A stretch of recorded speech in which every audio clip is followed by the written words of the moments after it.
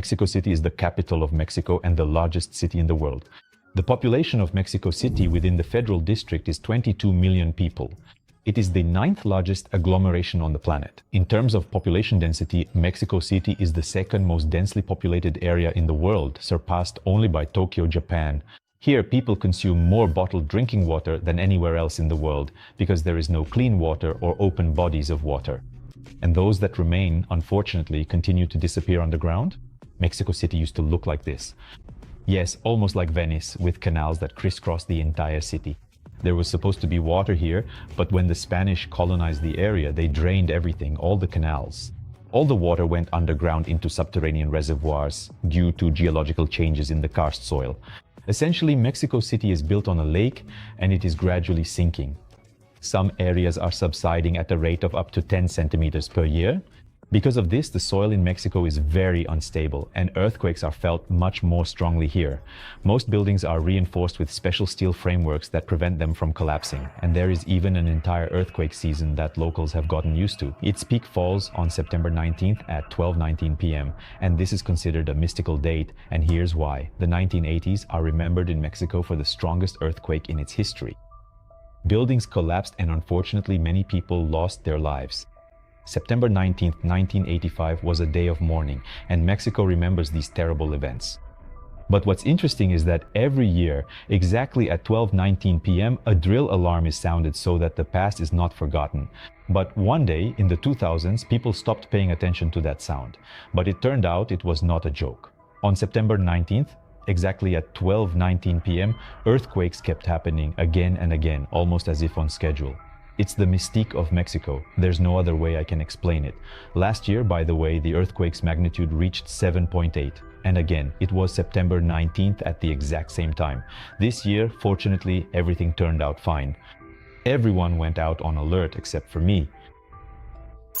The largest prehistoric reptile cemetery on the planet is indeed located right here, in the Chihuahuan Desert of Mexico. The extinction of the dinosaurs 65 million years ago was caused by a meteorite that fell in the place where the city of Chicxulub now stands, on the coast of the Yucatan Peninsula. The part of Mexico known as the Yucatan Peninsula has been described since the time of the conquest. One of the Spaniards asked the natives what this place was called and heard the answer, Yucatan. But he had no idea that the native was simply replying, "I have no idea what you're saying." But Yucatan became Yucatan. You should start your acquaintance with Chapultepec Castle, which is located here and was once the residence of governors. By the way, this is the only castle ever built on the entire American continent. This castle is located in Chapultepec Park at the end of the avenue. Chapultepec Park is over 800 years old. This is a vast area with evergreen forest, a system of canals and lakes which, back in the time of the Aztec Empire, served as a source of drinking water. There is also a free zoo here, which features the fauna of Latin America. Oh my goodness, it's so beautiful here. That's aloe. It's just gigantic. And the first giant pandas were born here, which were brought from China in 1975. By the way, these were the first pandas to be born in artificial enclosures outside of China. But apparently they were sleeping when I visited the zoo. The Chapultepec Zoo reminded me of the Madagascar cartoon, where the animals, worked at the zoo, showing themselves off to every visitor. It's exactly the same here. As soon as you approach the enclosure, it's as if the animals realize that the audience has arrived and they need to parade themselves right in front of you. Little turtle cuties. There aren't any electric fences here at all. So, do you really think a hyena couldn't just jump out over here? Honestly, I think it would be easy. If I were a hyena, I could totally do it, no problem. The hippopotamus, the scariest animal in Africa. Hippo, I tried to lure you out with all sorts of sounds, but you just won't come out. Oh, are those your relatives, Vasya? Just as beautiful. I'm an alpaca, excuse me, or maybe a llama after all. But definitely not a mountain goat. Ah, well, actually, yeah, you're more like an alpaca. You're kind of...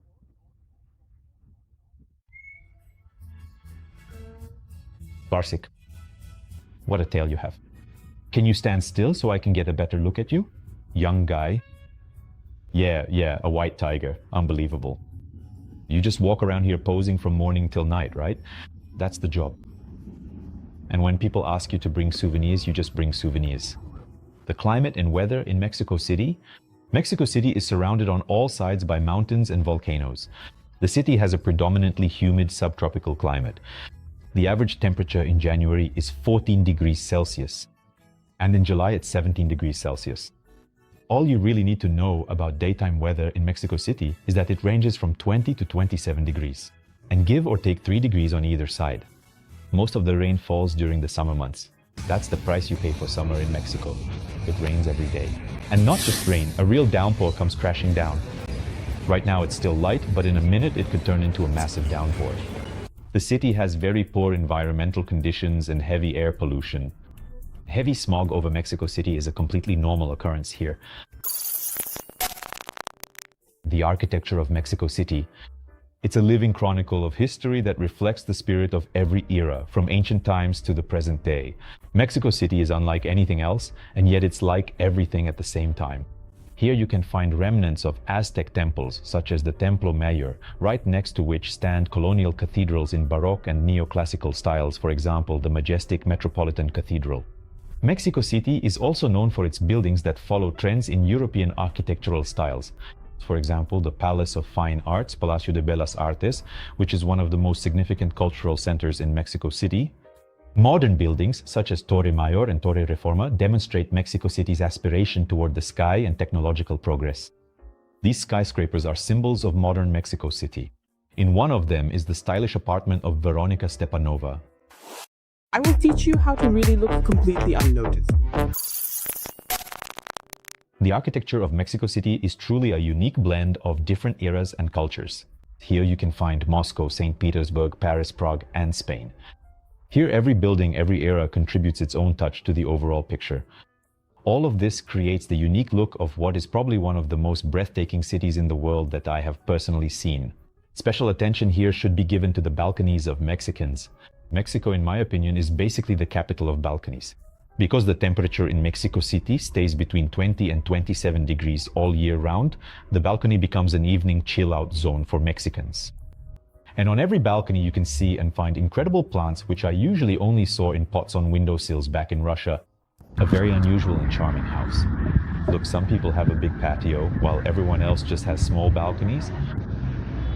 Dogs. If Istanbul is the capital of cats, then Mexico City is the capital of dogs. There are 4 million dogs living here among 22 million residents. By the way, some residents even have 2 or even 3 dogs. Of course, all the conditions for keeping pets are provided here. Free food and water at every restaurant or cafe. Special dog parking spots at stores. Did you forget your dog? You're so happy, but he left, and you're still happy. He just turned around and walked away. Big stores are absolutely essential for your pets. Owners come in and let their pet try out a dog bed. Man, it's just so cute. He's picking out a bed for himself. And their own dog spas. And barbershops. Yes, you heard that right. Man, I think she's loving it. Oh, auntie. This is just adorable. And finally, a daycare for dogs. Imagine you leave early for work, drop your pet off at daycare, and while you're working, your pet is also busy learning different commands. He goes for walks, plays, learns to give his paw or bring slippers. And in the evening, you leave work, pick up your pet, and go home together for dinner. Both of you are tired and happy, knowing that now you'll be watching the Cyborgs vlog. Isn't that just wonderful? Now this, of course, is truly amazing training. Look, one catches it and gives it to another. This one brings it back. Etiquette, please. Genius, don't you think? I wonder, in this city, since there are 4 million dogs living here, you know how there's kidnapping, maybe here there's something like dog napping. That must exist, right? You could steal a dog and then demand a ransom for it. Was this meant for pulling? Well, kind of, yeah. But look, there really are 4 million dogs here, and a dog is, well, a friend, a companion to a person. If you get a dog, it's part of your family. And if someone steals it from you, of course you'd pay a ransom for it, or do whatever it takes. I wonder if that kind of thing is common here. How much does it cost to live in Mexico City? Well, this apartment I'm renting, it's a 3-room place, and it cost me between $1,200 and $1,600 if you rent it through Airbnb. Let's try to figure out with Arthur how to open this safe. We cracked open this safe and it's completely empty. You guys sure took a long time to open that safe. There's a separate chill out zone here. This is basically a torture chamber. On Facebook Marketplace, you can rent an apartment for as little as $800, but unfortunately, such apartments are usually unfurnished. From October to December, housing prices here go up 2 times and sometimes even 3 or 4 times. This is because of the most popular holiday in Mexico, the Day of the Dead. I didn't know about this and ended up missing out on renting an apartment. I had to search for a place at triple the price. But there's actually a better way to solve this problem.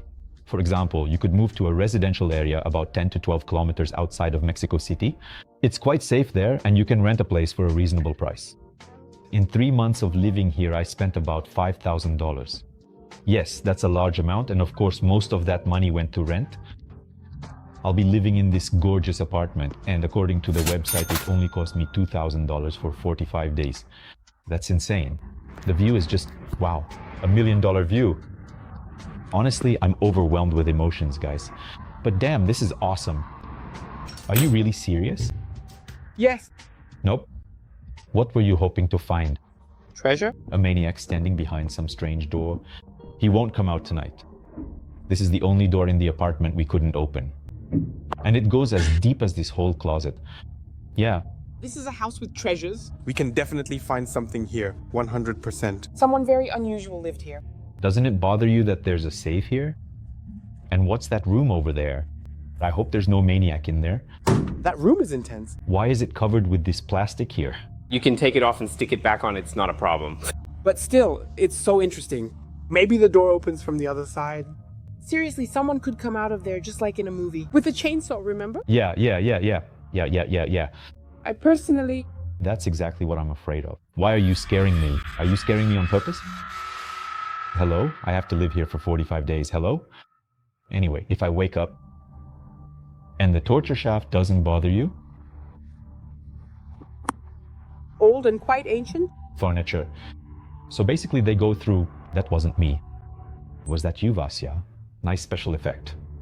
In this apartment, That's exactly how it should have opened. right at the most incredibly intense moment, basically, when he, damn, truly wanted to chop her up completely. Yeah, exactly, that's right. The price of groceries here is 5 times higher if we compare it to the cost of a grocery basket in Moscow. You can watch a video about the cost of a grocery basket at this link. Another interesting thing you can buy here is a cactus. And now we're moving on to the Roma Norte district. The Roma Norte district in Mexico City is a cultural paradise for lovers of art, history, and cuisine. It is known for its Art Nouveau and Art Deco buildings. Roma Norte in general attracts artists, writers, and musicians, creating a unique atmosphere in this neighborhood. This area is famous for its cafes and restaurants. There really are a lot of them here.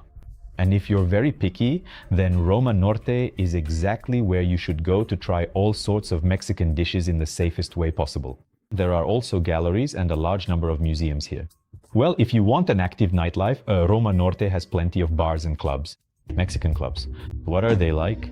Let's go see how the local Mexicans have fun. I'm Igor, a deposer. Am I even filming a vlog? Of course, quite a vlog. Most importantly, I shared your vlog. Let's go on the radio.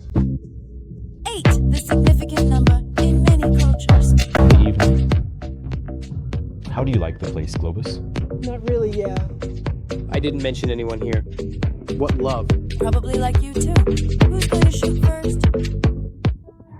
You know, he's not like that. I'm not used to living life. Calm and simple. Or maybe that's happiness. I stayed, I gave myself up. And you'll come back again. I'm just a toy for you. You won't get any more of that boring stuff. Do you want it without love? Go look for it somewhere else, please. Roma Norte is especially popular among the LGBT community thanks to its openness and acceptance of diversity, making it a meeting and celebration place for people of all orientations and identities. Mexico is actually quite a homophobic country. Like, in the center, there are certain neighborhoods, but if you go to another part of the city, I was told that they're like, if you show up as LGBT somewhere, they could literally kill you. Seriously. So it's better not to go there at all, under any circumstances. You were here with Yu-Gi-Oh! So where do we go in?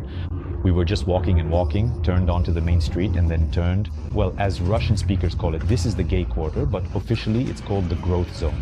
But it really is the gay quarter. Look over there. Yeah, you just need to look at the shop windows here.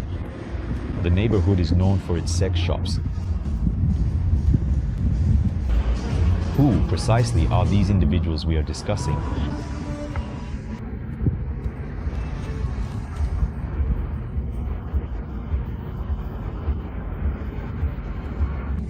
Was that?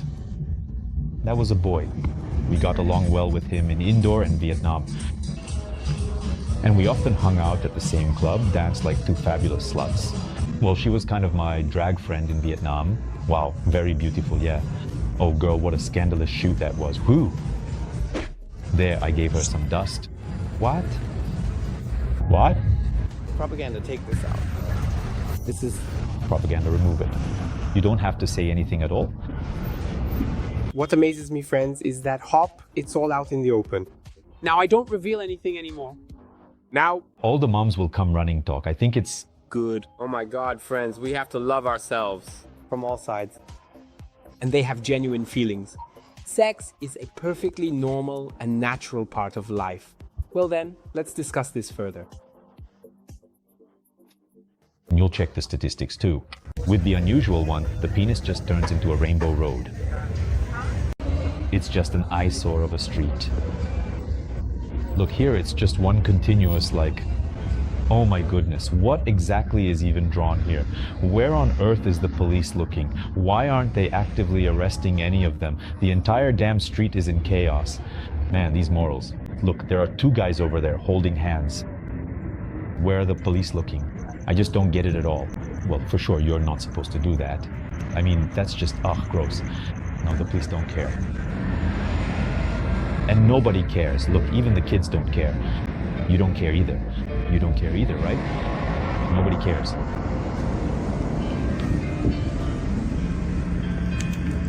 This neighborhood not only reflects the rich history of Mexico City, but is also a symbol of modern tolerance and inclusivity.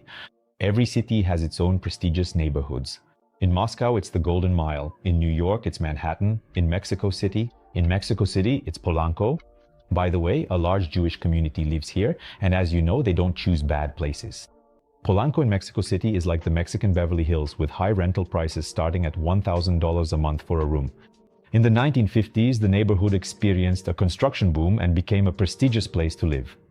Here you'll find cultural centers, museums, the National Museum of Anthropology and the Sumaya Museum, which houses more than 60,000 exhibits, and it's all a private gallery. Polanco in general stands out for its cleanliness, lack of homeless people and clutter, and the presence of trash bins on every corner, which, by the way, is rare to see in Mexico. Bullet holes this damage. Damn, that's Some impressive. advertising in Mexico, right? Buy a car, and if someone shoots at you, you'll survive. This is what our armored car looks like. The urban environment here is barrier-free and inclusive, with no curbs and the roadway raised to the level of the pedestrian zone. The infrastructure in the city center is really well developed because there are separate lanes for cyclists. Then, when a car approaches to draw attention, the road rises to the level of the pedestrians.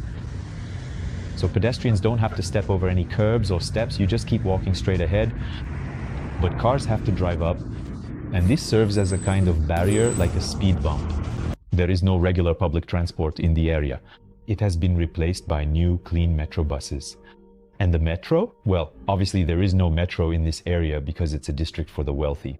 Palanca was basically created so that rich people could feel as comfortable as possible here, away from ordinary folks. You know, a kind of showcase district of Mexico. Palanca. The backbone of urban transport is made up of metro buses, especially in large cities like Mexico City.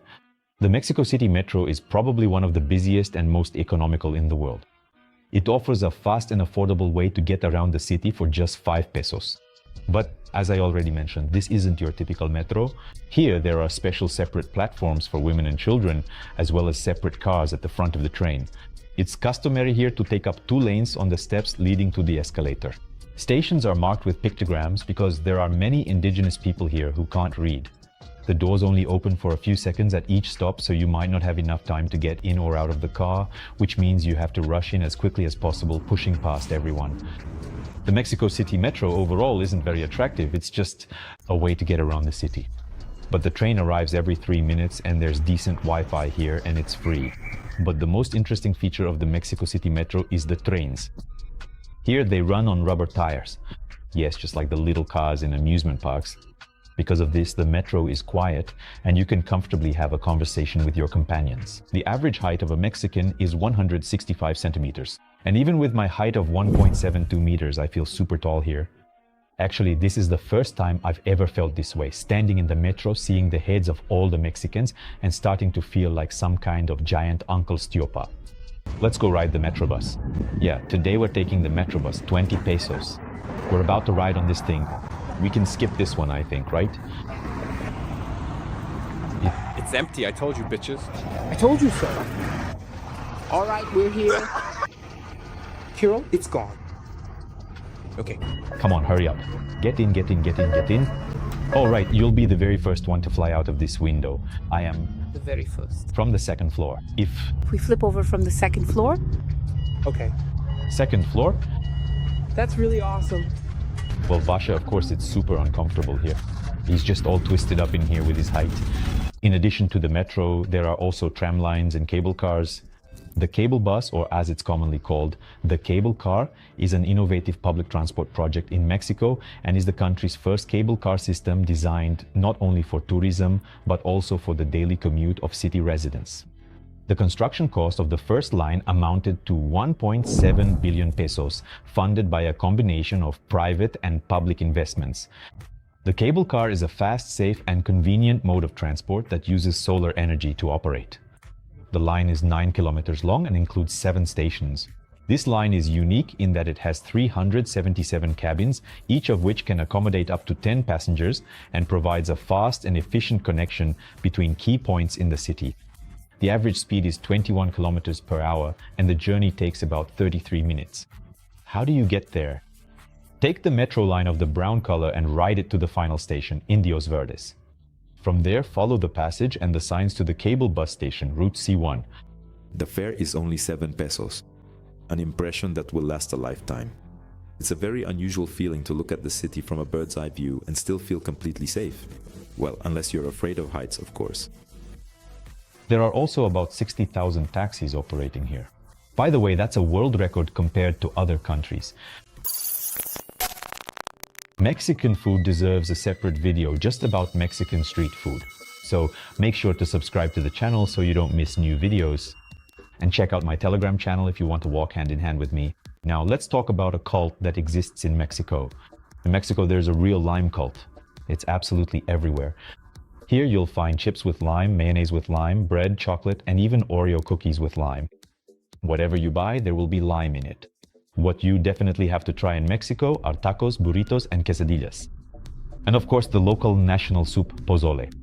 For example, if in Russia the national soup is borscht, in Thailand it's tom yum, in Vietnam it's po bo, then in Mexico the national soup is pozole. It's kind of like popped popcorn.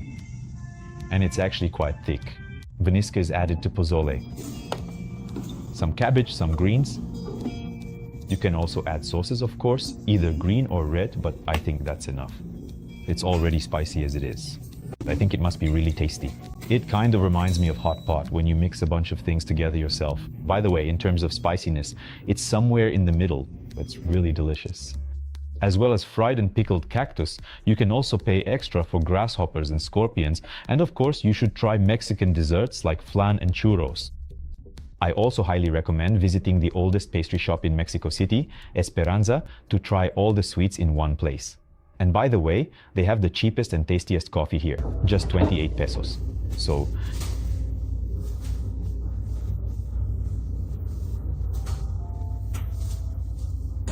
what do you think is the most consumed drink by Mexicans in Mexico? No, it's not tequila. It's Coca-Cola, which used to taste better than the American version because it was made with cane sugar. But in the interest of saving money, the corporation has now replaced cane sugar with corn syrup. Now this Coke tastes just like all the others, except of course for the good old Coke. But let's get back to the strong drinks. In Mexico, there are at least 50 different species of agave used for production. No, not tequila. Mezcal. Mezcal is a kind of older brother of tequila, and it began to be produced in these lands long before the drink that has now become a symbol of Mexico. A little over 77% of cactus species growing in Mexico are endemic, meaning you can't find them anywhere else in the world. Here, cacti are eaten, fried, pickled, oh my! Well, it's obvious that people have been cut, killed, and maimed here. All the cacti in one place. You can see roughly what grows in the flora of Mexico at the Free Zoo in Chapultepec. I had an aloe like that growing on my windowsill at school. That would definitely be your problem, but honestly, running into something like that is just insane. Mexico ranks 4th in the world in terms of biological diversity. Within its territory, you can find more than 200,000 different species, which, according to various estimates, makes up about 10 to 12% of all living creatures known to the world. The Mexican tarantula, so this thing can be hiding in a cypress like this. No, no, no, no, no. No, no, no, no, no. Oh, no, no, no, no, no. Oh, no, no, no, no, no. Oh, no, no, no, no, no, no, no, no, no.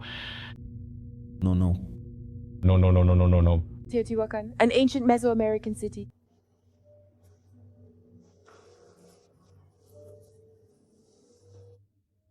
Is an abandoned city in Mexico, located 50 kilometers northeast of Mexico City.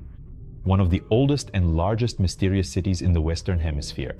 The trip to Teotihuacan takes about an hour. You need to get to the northern bus station in Mexico City and buy a round-trip ticket for just 120 pesos. On the way, you can see how real Mexicans live and take a look at the cable cars. If you feel like it, you can come back here and take a separate ride on the cable car. A ticket to the park itself costs 90 pesos. But if you, like me, are a cyborg person, then you'll get in absolutely free. The City of the Gods, that's what its inhabitants called it. It held many unsolved mysteries and secrets.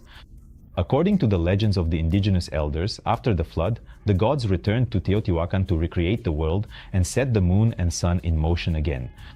The dawn of Teotihuacan is believed to have occurred around 300 BC. I stand here looking at this pyramid, and the only thought that comes to mind is that human sacrifice once flourished on these pyramids. That is, all these pyramids were drenched in human blood. Just imagine standing here,